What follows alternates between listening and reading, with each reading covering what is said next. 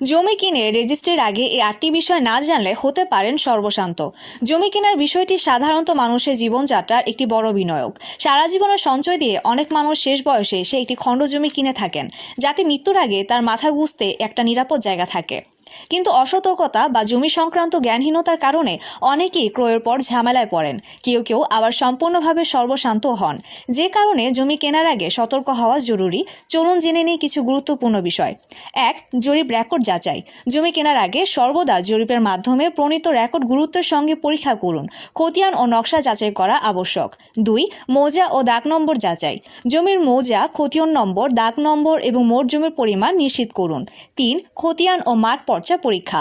জমি কেনার আগে CS record, SA record, RS record এবং মাঠ পর্চা ভালোভাবে দেখুন। ৪. বিক্রেতার মালিকানা যাচাই। যদি বিক্রেতা জমির ক্রয়সূত্রে মালিক হয়ে থাকেন, তবে তাদের ক্রয় দলিলের সঙ্গে মিলিয়ে দেখুন যে বিক্রেতার মালিকানা বৈধ কিনা। ৫. উত্তরাধিকার সূত্রে জমি। বিক্রেতা যদি উত্তরাধিকার সূত্রে জমি পেয়ে থাকেন, তবে সর্বশেষ জরিপের খতিয়ানে তার নাম আছে কিনা পরীক্ষা করুন। যদি না থাকে, তবে মূল মালিকের সঙ্গে বিক্রেতার সম্পর্ক বা যোগসূত্র যাচাই করা জরুরি। এছাড়া মাঠ পর্চার মন্তব্য কলামে যদি কিছু লেখা থাকে, যেমন এডি, তবে বুঝতে হবে যে উক্ত খতিয়ানের বিরুদ্ধে সত্যায়ন বা শুদ্ধতার পর্যায়ে আপত্তি রয়েছে।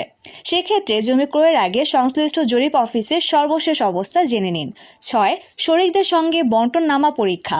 উত্তরাধিকার সূত্রে প্রাপ্ত জমি বিক্রির ক্ষেত্রে বিক্রেতার শরিকদের সঙ্গে সম্পত্তি ভাগাভাগির নথি বা ফারাইজ দেখা জরুরি।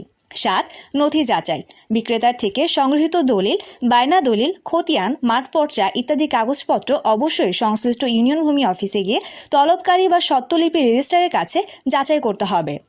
৮. সার্টিফিকেট মামলাভুক্ত জমি। ১৯৯৩ সালের সরকারি পাওনা বা দাবি আদায় আইনের ৭ ধারায় বলা হয়েছে যে মামলাভুক্ত জমি বিক্রয়যোগ্য নয়। এটি মনে রাখা অত্যন্ত জরুরি।